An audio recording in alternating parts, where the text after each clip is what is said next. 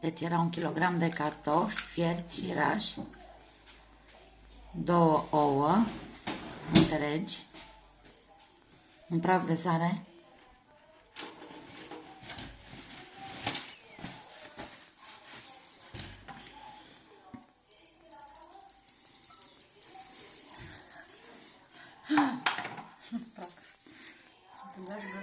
să-mi aranjează brățările din când în când. Ce, mami? Nu putem.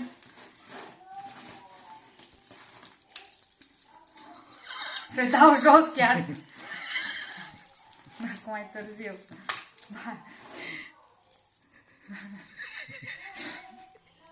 Dacă aveți Pandora, să o dați jos. Că nu merge.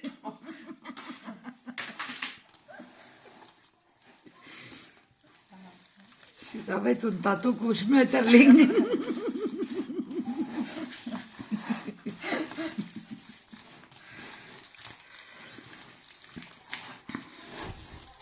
Se frământă până când? Până când trebuie. Până simți că se amestecă. Cu sarea. Se pun 50 de grame de gris. Sau griș.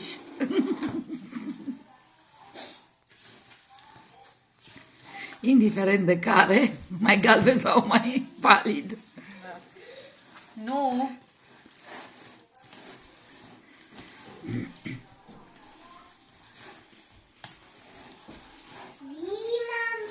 Nu, că trebuie să facă mami găluștile cu prune aici.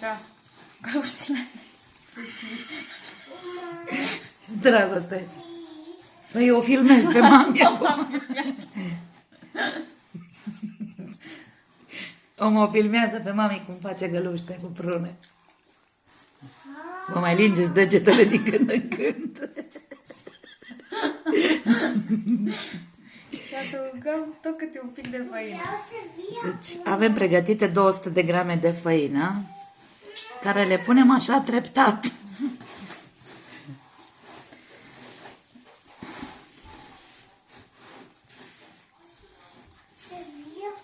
Da, știu din După ce termin filmările, Așteaptă, mami. până îți arată Oma filmul.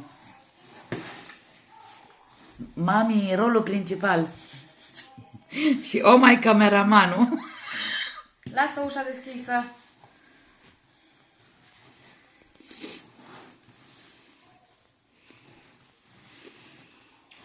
Și nu pozăm numai mâinile, că nu pozăm și fața, că se vede nasul.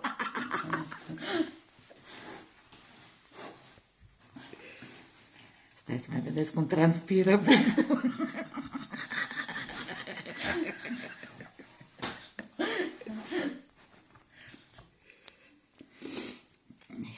Îmi curg lacrimile. E pus cum bagi geapă.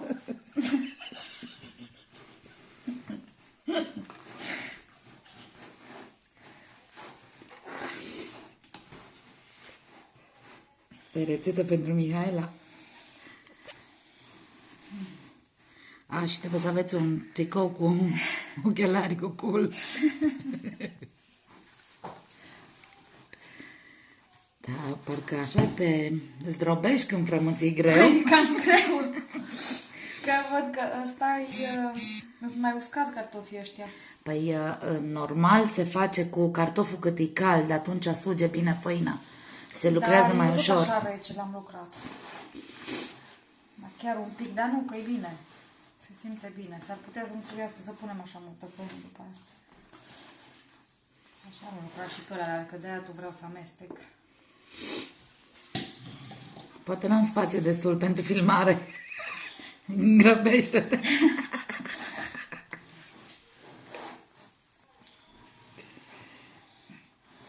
Bubu în acțiune. Wow!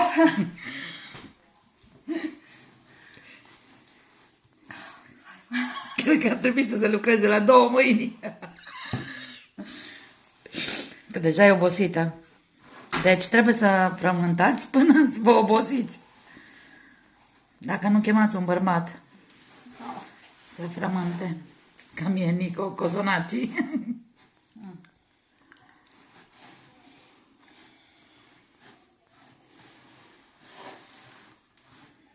El se lipește de mâini, dar să nu băgați în seamă.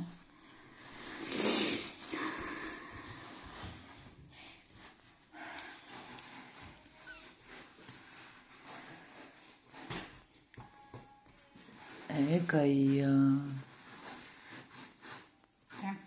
Da, nu-i foarte lipicios așa, parcă. Nu-i chiar așa de ca ăla când am avut de cum o fi fost și alți cartofi, cine știe.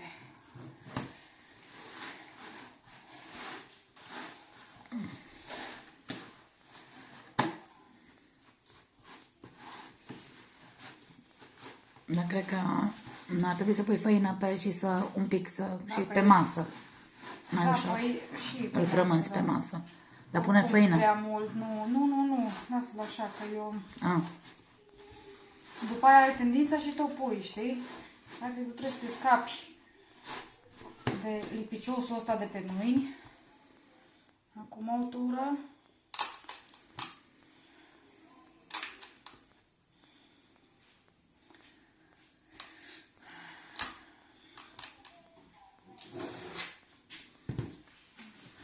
Așa făceam. Puneam așa mâna.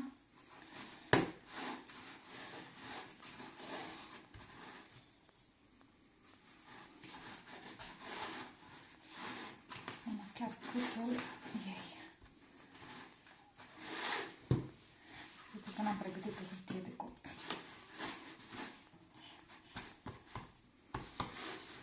Da, cam așa trebuie să arate. Acum la mine trebuie mai puțin ca tura trecută, ca să nu mai mi se lipească de mult. Înseamnă că atunci nu cere așa multă făină când îți mai reci cartofii. Nu? Da.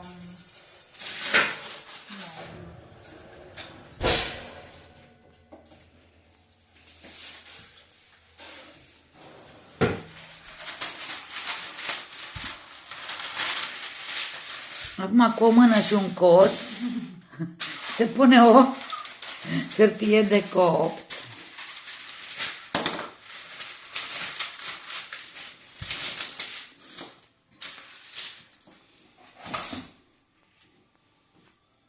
Prunele. Ne facem cu jumătate pentru că nu sunt prune normale, sunt anormale. Sunt supradezvoltate. Da. În prealabil au stat cu zahăr și scorțișoară. Și acum luăm amândouă să fie cu făină. Când luăm bucățica să o facem.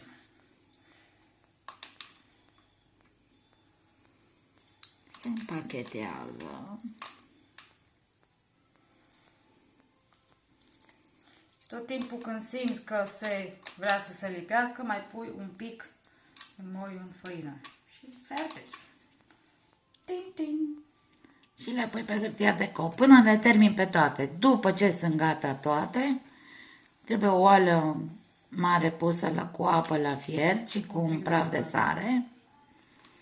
Și când clocotește apa, se pun găluștele ușor în apă și cu o spatulă, o spumieră, mergem pe sub găluște să nu se lipească de fundul oalei. Și când se lăsăm să fiarbă la un foc mijlociu, ele se ridică când sunt gata. și când sunt gata, ele se ridică la suprafață. Și atunci le scoți afară, le pui într-o strecurătoare. Și nu foarte gros aluatul, să nu-l facă foarte gros, nu? Da. Așa, potrivit aici pe gălușcă. Și asta ai pregătit. Dacă ai găluște normale, să lași pruna întreagă. La noi Și că dacă ai găluște normale, astea dacă ai prune normale, A, prune românești din alea mici, da, din alea. pui pruna întreagă, fără sâmbure, bineînțeles.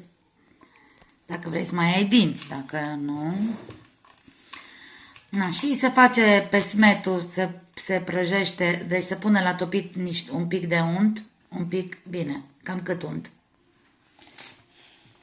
Un sfert de pachet. Filmează pe zmetul cât e ca pe eu îți spun. Ca să vadă cât pe zmet am făcut eu, că eu fac mult. Și acolo am pus, pot să zic, aproape jumătate de unt. Nu chiar, un sfert de unt și am completat cu ulei, să nu fie puternic, că mi-am auzit aminte că tu nu ești cu untul. Așa. Da, nu contează unt sau ulei, noi o fac cu ulei. Da.